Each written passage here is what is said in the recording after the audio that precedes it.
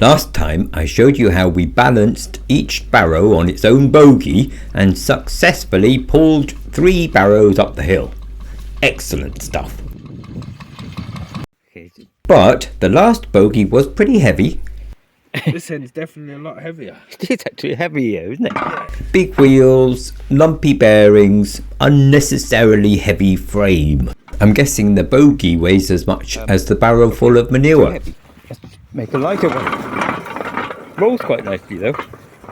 It's very strong, but for this specific job, perhaps it just doesn't need to be quite as strong as this now, does it? No, Tim. So I set about designing a lightweight trolley or bogey or skate, whatever you want to call it.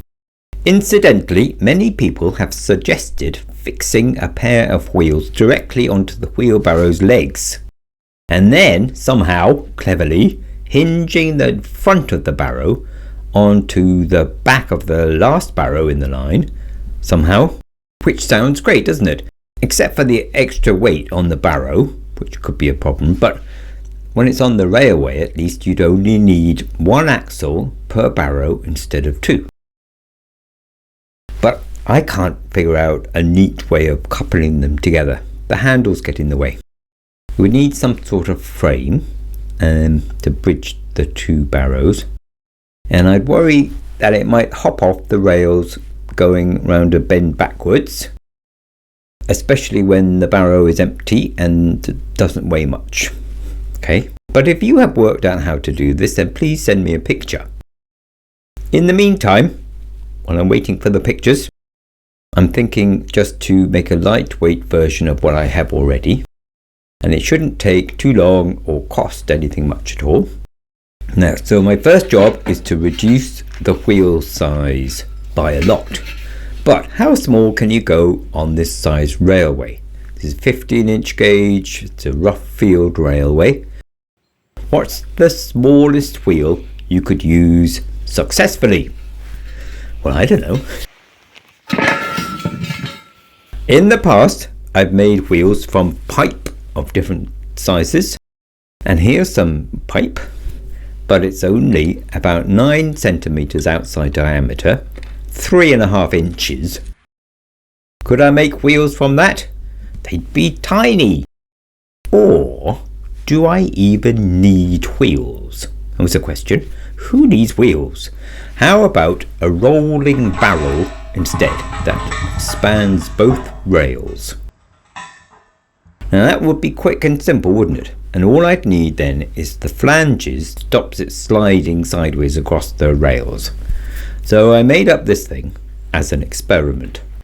Now actually this pipe is quite heavy and it's quite thick walled, so I did cut some pieces out just to lighten the load. And look what happens.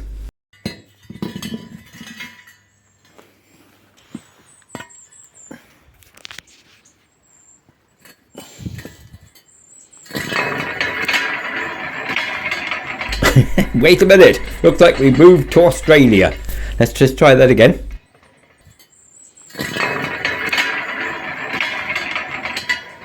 Alright, now well, that's quite promising, isn't it?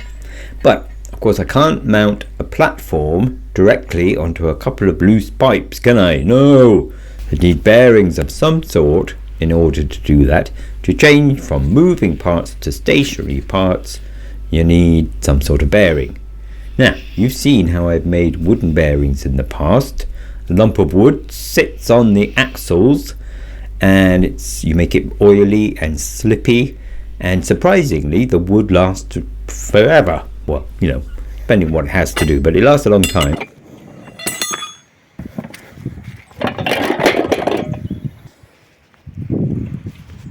And you just need a couple of pipes to keep the axle in position. Pipes or pegs or whatever. And these have worked surprisingly well so far and cost next to nothing to make. So could I use the same system with my new barrel wheels? No, Tim, you fool, you can't. You can't do that, and this is why. It don't work. Because there's the same or more friction that makes them stop as would make them turn, I suppose.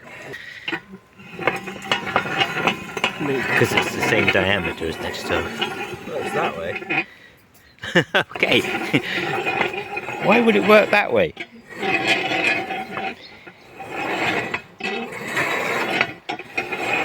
We'll try with a bit of weight on, just in case. Hang on.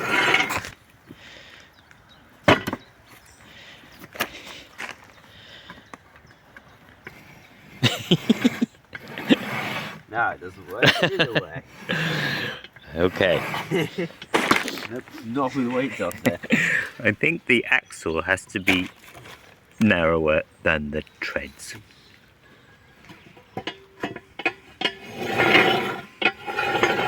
Curious though, isn't it? Physics, what a wonderful thing. Now, clever people would have worked that out in the bath beforehand, but I had to see it in action. Anyway, undeterred, we cut the flanges off the pipe again.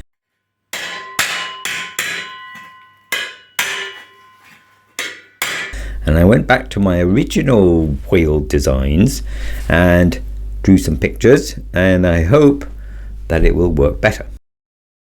I've been trying to work it out actually, and I think with these ones that I may have made 52 wheels altogether so far. 52, wow! So I'm confident that the basic construction works, but then I've never made ones this small before.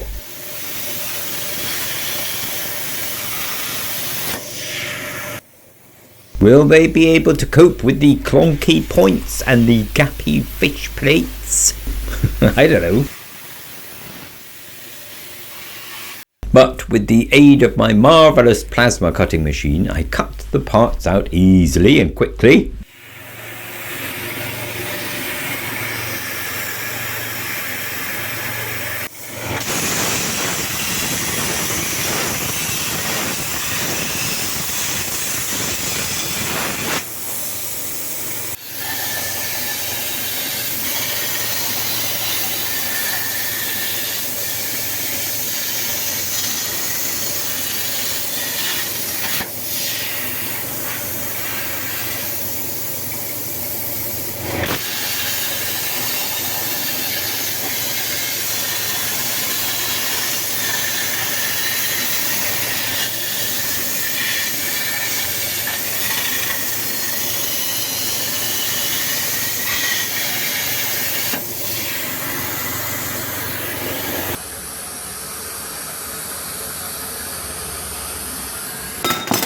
And the recipe is 4 short lengths of pipe for the treads, 8 inserts, 1 for each side of the wheels,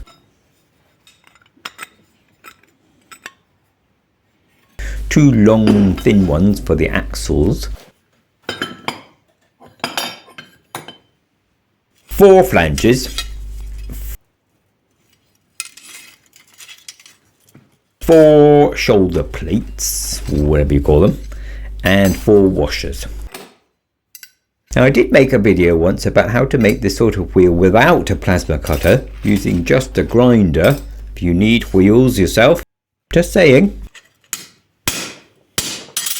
Now the hardest part is making the flanges, except it's not hard at all. Imagine the flange is a cone that's had its top cut off, taken off, and then it's been opened up flat, and then it looks like a C shape. And you can find free online programs that draw this shape for you depending on the size you need. Then you just need to bring back the cone shape from that flat piece.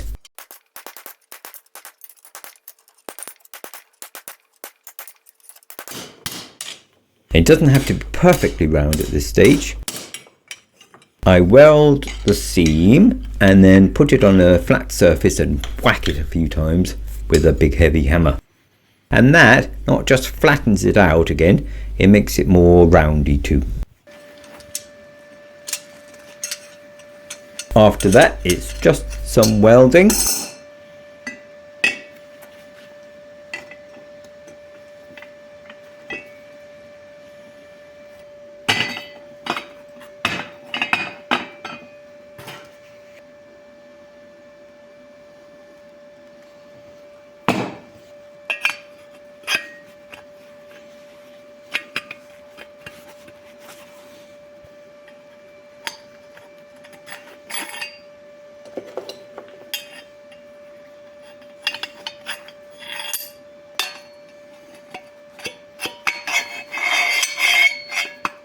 And there you have the cheapest railway wheels ever. Well, unless someone gives you some, I suppose. Or if you 3D print them somehow, maybe. I'm sure that's a thing these days, isn't it? I don't know.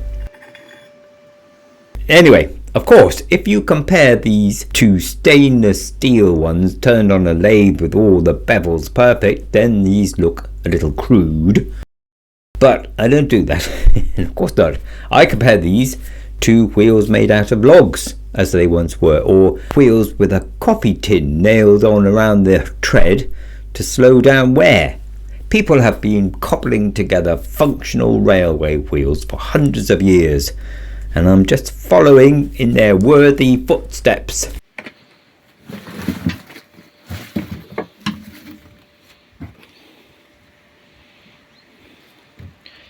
Nearly perfect. It's one of those barn finds, isn't it? Yeah. Can we get it started again? That one just needs a wheel. Good. Then the other two, I swap the Meanwhile, while I was doing that, Ashley successfully turned 3 broken barrows into one working one, just in case we need it.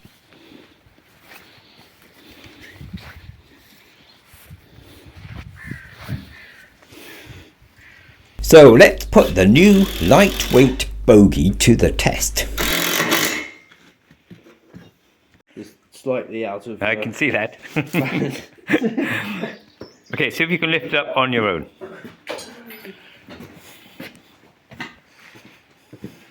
Look at that. That's a lot better, isn't it? Yep.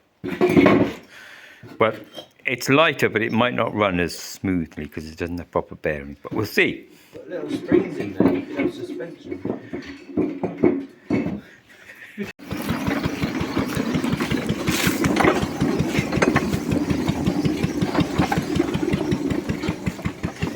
The wheels do look small, don't they? But they're solid, I think, and they haven't jumped off or climbed over the rails yet. But how about with a wheelbarrow on top? Okay, whoa!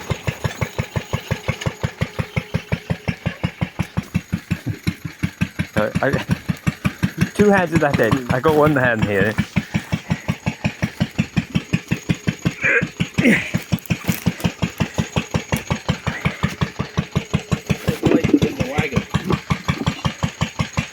The barrows. Okay, do you want to take it down the hill and see if it'll bring these 3 up? I found that as soon as you can't go as fast as you want to go, bring it back to about halfway fast. But I don't know, we'll have to learn how to do it really.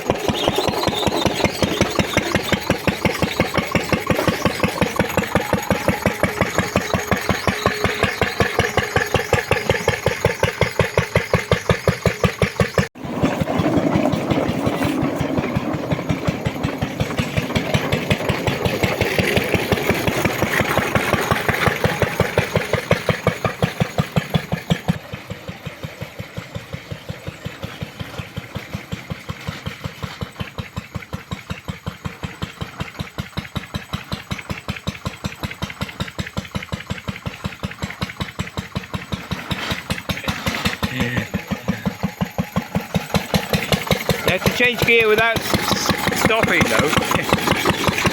It's a hill start. No, wait, yeah, good. That's what we need.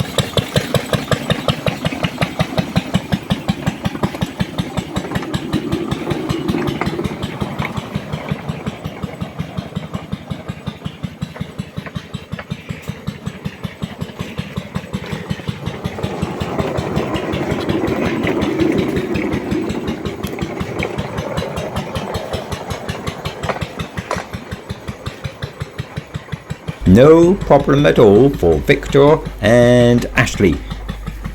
Well done.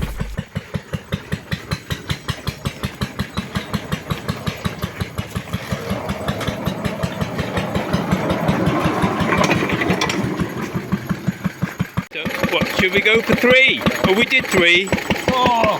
4? 4? Yeah. Right. Okay. Yes, you see, yes. What we need is a second wheelbarrow, wagonette, don't we? So that will make 4 altogether. There. So we put together another set of wheels and another bogey top for it. And in case you were wondering, this is the way the axles are mounted to the frame. Just make sure the axles are free to move between the pegs just a little bit.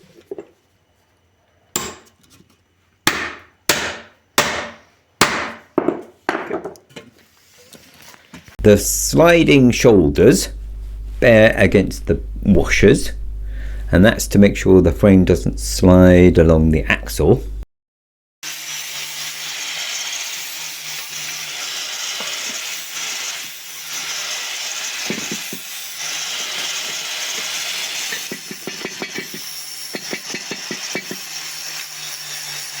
You just need to weld the washers on in the right place.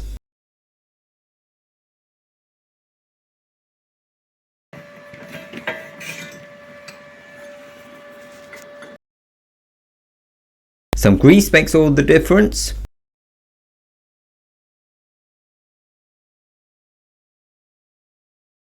And there you have the cheapest bearings this side of a closing down scrapyard sale thing. Now, the axles would drop out, but a loop of wire stops that happening. Bear in mind that this is all upside down still. The wire only comes into use when you actually lift the bogey up in the air. And here we go again, with 4 bogeys and 4 barrows. I can feel the extra weight, but Victor seems to be managing.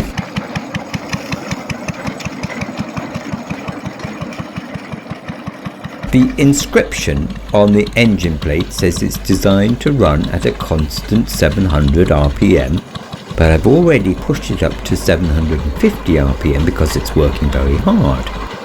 But I just learned from a Lister D engine group forum thingy that I can safely run the engine faster than this, 800 RPM or even faster. So I'm going to try that next time.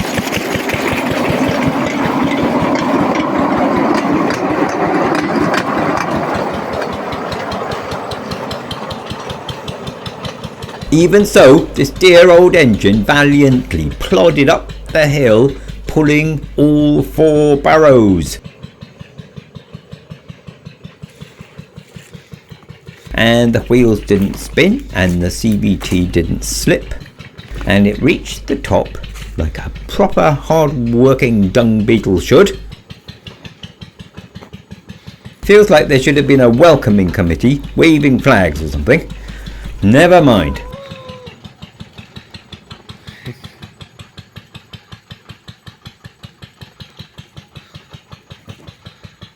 One small step for a dung beetle, one giant leap for narrow gauge field garlic railways everywhere.